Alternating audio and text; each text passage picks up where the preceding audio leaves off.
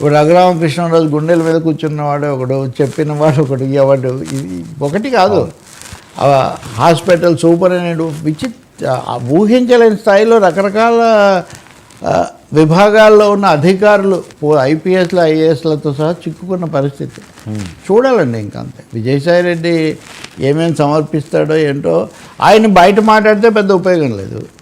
వీళ్ళు అయిపోయిందంటే అది అయిపోలేదు, ఆ పాతవే అయిపోలేదు ఇంకా.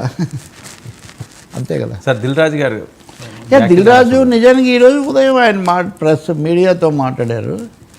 చాలా సమగ్రంగా 3 సినిమాల్లో 2 ఆయనకు నేరుగా ఉంది, 3వ దాంట్లో కూడా మాకు శిరీష్తో సంబంధాలు ఉన్నాయి, మేము కలిసే ప్లాన్ చేసుకుంటామని చెప్తున్నారు. సంక్రాంతికి రావటం, ఆ 3వ సినిమా పేరే సంక్రాంతికి వస్తుంది.